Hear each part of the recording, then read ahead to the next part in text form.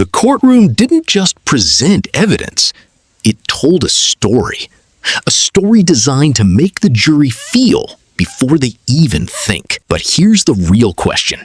When emotions enter a courtroom, do they bring us closer to justice or quietly pull us away from it? I'm going to have Pat Berry publish a picture from State's Exhibit 287.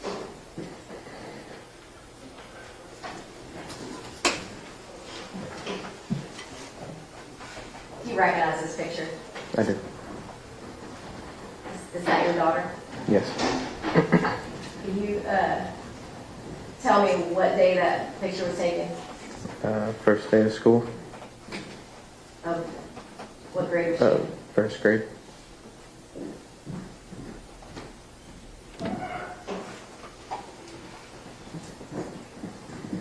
Dina has a little bit of a girly side, but did she have any issues being dirty or playing outside?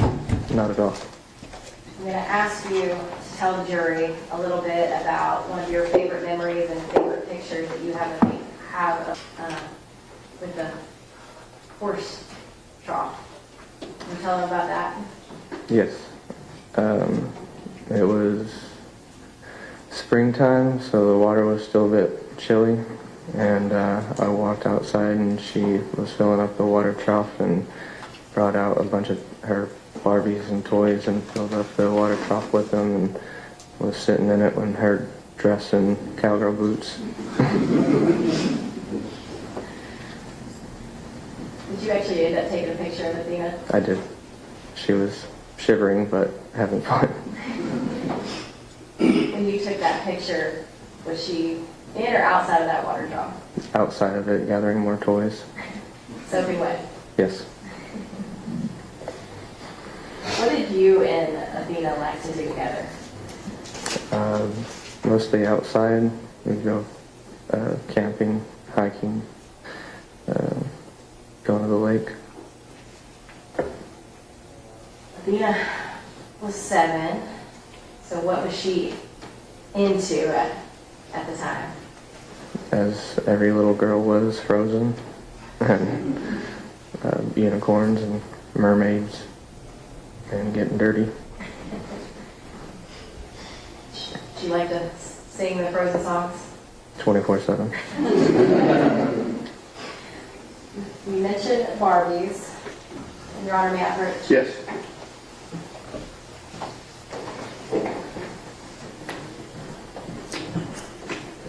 I'm showing you what has already been admitted as, I think it's the 153, I believe.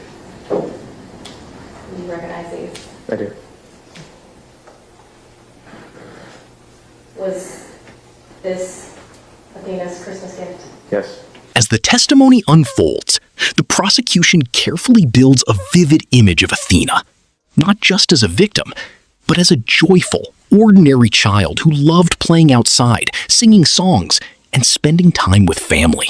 These seemingly simple memories hit the hardest because they feel so real, so relatable. And that's exactly the strategy, to create an emotional connection strong enough that the jury doesn't just hear the case, they feel it. Is this the last thing that you'll offer your daughter? Yes.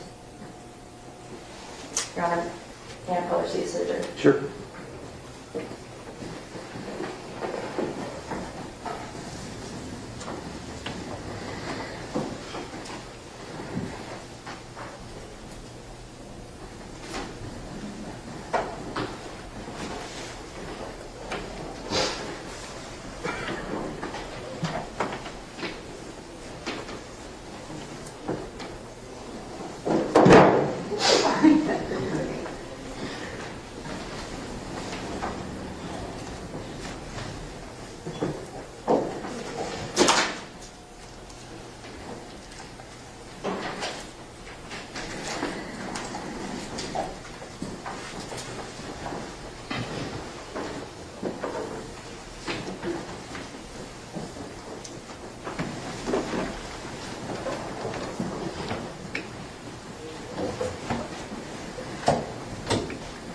Jacob, these are the You Can Be Anything Barbies.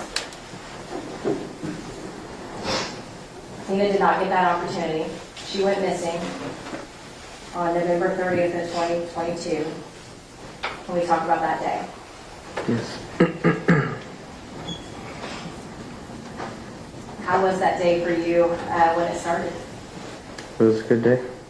Went to work and came back a little bit after they got home from school. So, did you see Athena when she got home from school? Yes. And what were y'all doing? Just hanging out for a little while. I wanted to be with the kids before I went out on my hunting trip with my dad. And do you recall about what time you went on your hunting trip? It was just before, a little bit before dark, I think.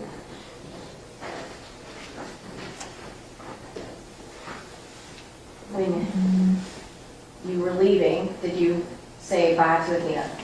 Yes. Can you tell the jury about that? I told all the kids and Athena bye and gave her a hug, and then after I was, or as I was leaving, I was backing up, she ran up to the truck because she wanted to give me another hug, and I told her not to run up on me while I'm backing up in the truck, and yeah, gave her another hug and told her I love her. That was your final moments with Athena alive. Yes. At some point, were you notified she went missing? Yes. And what did you do?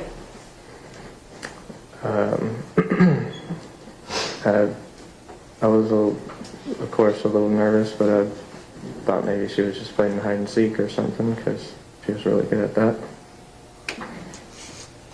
I think you told me a story about her hiding in a closet somewhere. What was she hiding?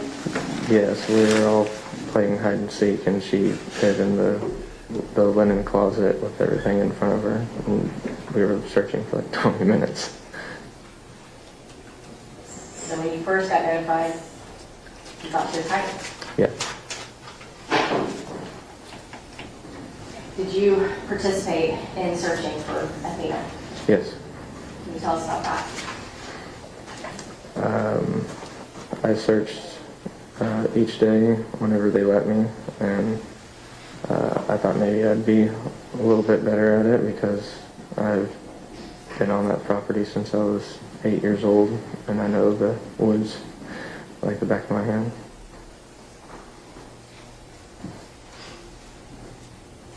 You didn't find Athena on your property, though, did you? No. When were you told that Athena's body was recovered? On the second in the Cottondale Church in the room. What were y'all doing at that church? That was just kind of like the middle ground for everybody to meet up and rehydrate and eat. They were taking care of everybody that was a part of the search, and they let the family stay there. How was that for you? It was nerve-wracking and hard. Still had hope, but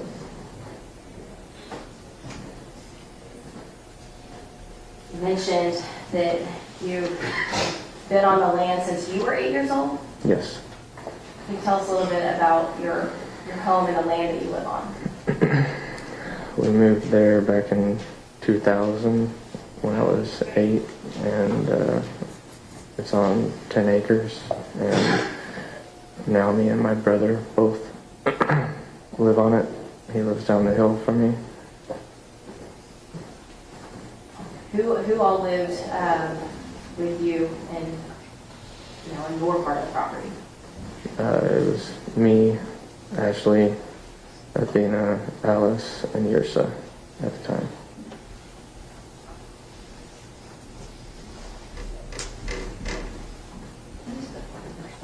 YRSA. How old is your son? She's 5 now. Alice? 14. And Athena, this would have been 11 now? Yes.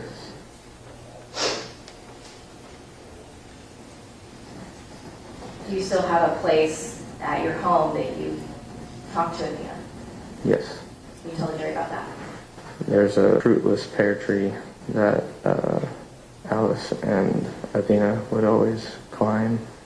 That was just kind of like their spot where they hung out, and they would also gather toys from their room and hang in that tree like ornaments.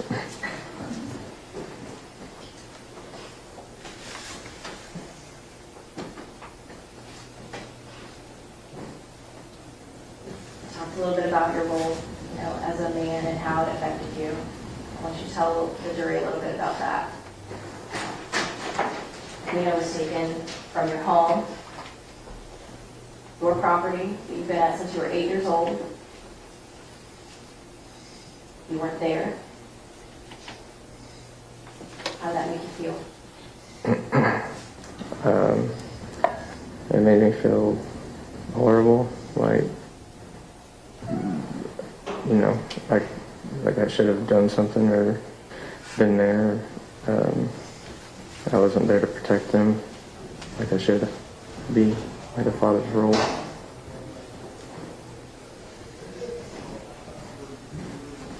Did that create you a lot of guilt? Yes.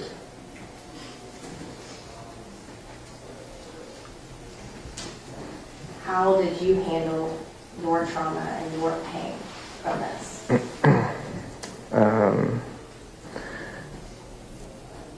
Pretty much self-destruction. Can you tell the jury a little bit about that? I just kind of held everything in, and it just broke me. Did you turn to alcohol? Yes.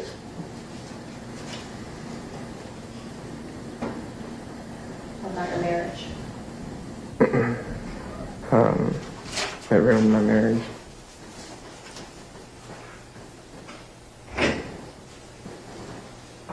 How did it affect your ability to eat and sleep and normal day-to-day activities?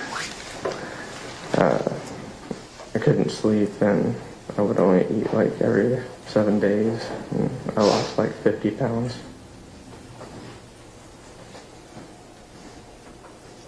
We talked earlier about Athena's siblings.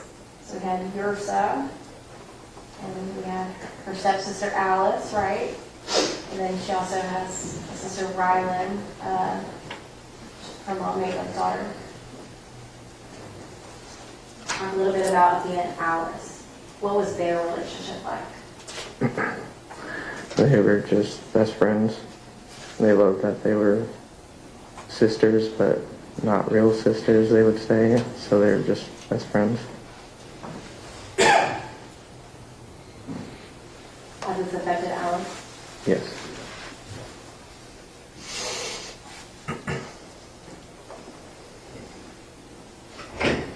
Did y'all all go into therapy? Yes. How is Alice doing now? She recently went back to therapy because she's been having nightmares. Nightmares about what? Everything that she's having to hear about and what happened to her sister.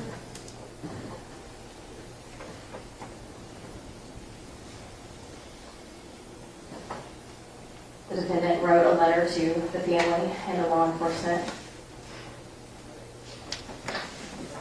Did you believe that letter? Not at all. What do you miss most about Athena? Just her laugh and her spirit. And she loved everybody. Is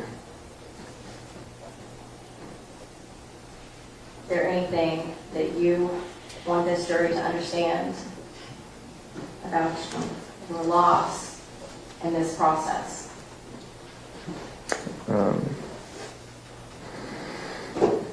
I just hope that the jury and the justice system will make the right decision.